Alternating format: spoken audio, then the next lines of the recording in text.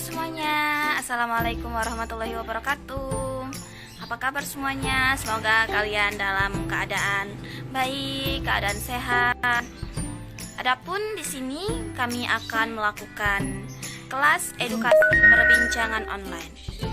Di sini kami akan membahas tentang apa saja sih komplikasi pada masa nifas itu. Oh iya, sebelum itu perkenalkan dulu. Nama saya Putra Eningsih, tingkat 2 Bidan Stikes Mitra Adiguna Palembang. Di sini saya sebagai moderator. Oke, untuk pemaparan lebih jelas akan disampaikan oleh teman saya, penyaji 1 dan penyaji 2.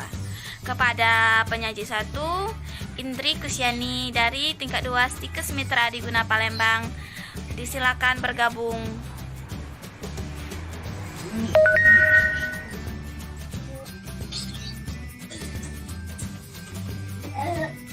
Halo Yesi, halo Puji. Ya. Assalamualaikum warahmatullahi wabarakatuh. Waalaikumsalam warahmatullahi wabarakatuh. Sebelum saya memaparkan materi, ada baiknya saya akan memperkenalkan diri terlebih dahulu. Perkenalkan, saya Indri Kusyani dari tingkat 4 Bidan Stikes Mitra Adiguna Palembang, program Studi D3 Pidana. Di sini saya dipercaya sebagai penyaji atau pemapar materi yang pertama. Di sini saya akan menyampaikan sebuah materi yang berjudul komplikasi masa nifas pada ibu. Baiklah, sebelum itu kalian sudah tahu kan masa nifas itu apa? Ya, masa nifas itu adalah masa setelah seorang ibu melahirkan untuk memulihkan kesehatannya kembali. Dan kesehatannya kembali itu memerlukan waktu 6-12 minggu. Adapun beberapa yang akan saya jelaskan dari deteksi dini komplikasi pada masa nifas itu adalah yang pertama, 1, perdarahan per vagina. Perdarahan per vagina yang melebihi dari perdarahan pasca persalinan, yaitu disebabkan oleh uterus utonik atau trauma genitalia. Yang kedua yaitu infeksi masa nifas. Infeksi genital merupakan salah satu komplikasi pada genitalia. Yang ketiga yaitu sakit kepala, nyeri epigastrik, dan penglihatan kabur. Gejala ini biasanya tanda-tanda terjadinya ektasia postpartum. Bila terjadi ini disertai dengan tekanan darah tinggi. Saya akan memaparkan beberapa komplikasi deteksi dini. Pada moderator saya kembalikan. Ya, terima kasih kepada Indri karena telah memaparkan materinya yang sangat luar biasa. Oke, di sini saya akan membuka sesi pertanyaan. Kepada teman-teman yang ingin bertanya, kami persilakan. Tulis pertanyaannya di kolom komentar. Di sini kami akan mengambil 2 pertanyaan dari teman-teman. Kepada teman-teman, saya persilakan untuk bertanya di kolom komentar. Dan saya ingatkan jangan lupa mengisi link absen yang telah saya sediakan di kolom komentar. Oke, sudah ada masuk pertanyaan pertama dari Fitria Marcella Sari, yaitu pertanyaannya gejala pendarahan postpartum itu apa sih, Kak? Oke, kita masih menunggu pertanyaan kedua ya. Adapun pertanyaan nanti akan kita jawab di akhir acara. Ayo teman-teman, dipersilakan untuk bertanya ya. Soalnya ini gratis, nggak bayar loh. Kita masih menunggu pertanyaan yang kedua untuk penyaji 1. Pada teman-teman, dipersilakan untuk bertanya ya di kolom komentar. Dan saya ingatkan kembali, jangan lupa mengisi link absen yang telah saya sediakan di kolom komentar. Di sini kami sangat menerima kritik dan saran dari teman-teman. Di sini kita sama-sama belajar ya.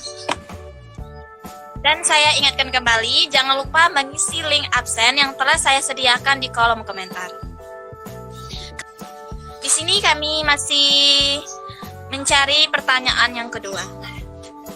Kepada teman-teman yang ingin bertanya, kami persilakan. Kami masih menunggu. Sebentar lagi kami akan menunggu. Jika tidak ada pertanyaan, kami akan melanjutkan pemaparan materi dari penyaji yang kedua. Apakah tidak ada lagi yang ingin bertanya? Jika tidak ada, marilah kita gabungkan ke pemateri 2. Selamat bergabung. Assalamualaikum warahmatullahi wabarakatuh. Waalaikumsalam warahmatullahi wabarakatuh. Sebelum saya memaparkan materi, saya perkenalkan terlebih dahulu. Perkenalkan, saya Desi Agripina dari tingkat 2 Bidan. Di sini saya akan melanjutkan materi yang sudah disampaikan oleh Saudari Indri Kusyani. Yang keempat, pembekakan di wajah ekstremitas. Periksa adanya varises, periksa kemerahan pada betis, periksa apakah tulang kering, pergelangan kaki odem, perhatikan adanya odem shifting. Yang kelima, demam, muntah, rasa sakit waktu berkemih. Dan bisa terjadi organisme yang menyebabkan infeksi saluran kemih berasal dari flora perennium. Sensitivitas kandung kemih terhadap tegangan air kemih di dalam peksika sering menurun. Yang ketujuh, payudara yang berubah menjadi merah, panas, dan terasa sakit. Biasanya itu disebabkan oleh payudara bengkak, puting lecet, dan BH yang terlalu ketat. Yang ke-8, kehilangan nafsu makan dalam waktu yang lama. Itu yang disebabkan oleh kelelahan yang amat sangat berat yang dapat terjadi, yang setelah persalinan dapat terjadi pengurangan nafsu makan.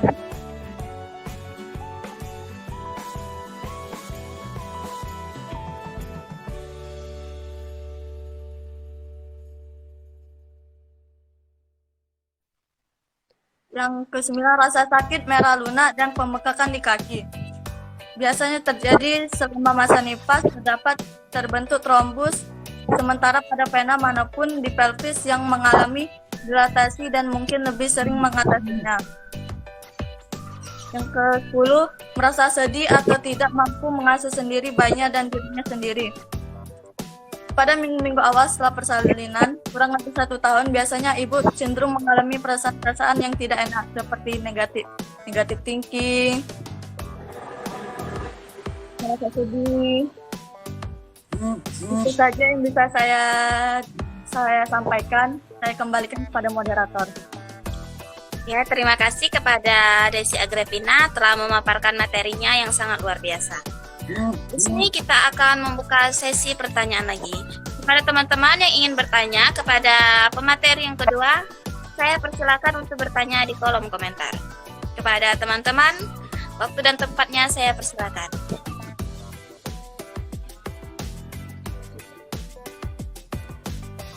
Di sini kami akan mengambil 2 pertanyaan juga dari pemateri 2. Kepada teman-teman yang ingin bertanya, saya persilakan bertanya di kolom komentar. Dan saya ingatkan kembali, jangan lupa mengisi link absen yang telah saya sediakan di kolom komentar. Oke, masuk pertanyaan pertama dari Dewi Lestari. Pertanyaannya adalah bagaimana cara pencegahan infeksi nifas pada masa persalinan. Dan pertanyaan yang kedua masuk dari Puji Lestari. Menurut Anda, apa yang sangat sering terjadi dan masalah apa yang dapat membuat kesalahan fatal pada masa nifas? Lalu bagaimana penanganan dan cara mengatasinya? Oke, kita masuk dari sesi tanya jawab. Pertanyaan pertama akan dijawab oleh penyaji 1. Pertanyaan dari Fitria Marcella Sari. Kepada Saudari Indri, saya persilakan untuk menjawab pertanyaannya. Baiklah, di sini saya akan menjawab pertanyaan dari Fitria Marcella Sari. Di sini kan tadi nanya gejala perdarahan postpartum itu apa sih, Kak? Gejala postpartum itu adalah gejala perdarahan yang dari 500 pun gejala lainnya yang disertai darahnya yang berwarna merah, nyeri pada perut bawah, demam, dan pernapasan cepat. Terima kasih. Saya kembalikan kepada moderator. Ya, terima kasih kepada Indri telah menjawab pertanyaan dari Fitria Marcella Sari. Kepada Fitria, apakah jawaban dari penyaji satu, Saudari Indri, sudah jelas dan sudah mengerti?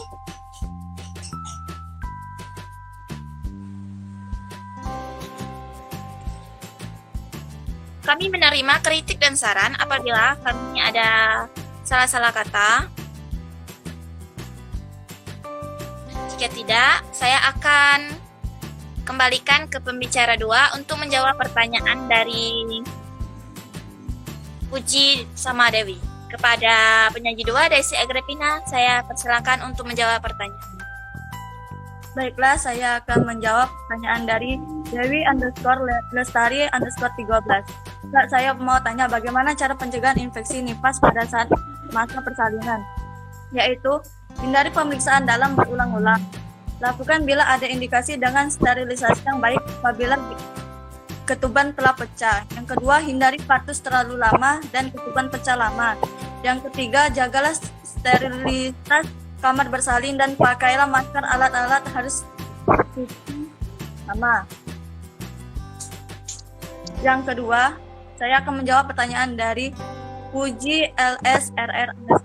Menurut Anda, masalah apa yang sangat sering terjadi dan masalah apa yang dapat membuat kesalahan fatal pada masa nifas? Lalu bagaimana penanganan dan cara mengatasinya? Yang bisa terjadi yaitu infeksi. Saatnya persalinan sesar, risiko infeksi juga ditemukan pada persalinan pervaginam. Misalnya, pasca persalinan. Dan luka operasi yang dapat dirawat dengan baik bisa mengalami infeksi dan sulit sembuh. Penanganan luka harus benar dan mengonsumsi obat-obatan seperti antibiotik agar luka cepat pulih dan terhindar dari infeksi. Episiotomi pemotongan darah perineum pada persalinan normal masih dilakukan pada beberapa kasus seperti melebarkan jalan lahir akibat ukuran bayi yang besar. Itu saja yang bisa saya dapat. Saya kembalikan ke moderator. Ya, terima kasih kepada Saudari Desi telah menjawab pertanyaannya. Kepada Dewi dan Puji, apakah jawaban dari penyaji 2 tadi sudah jelas atau belum?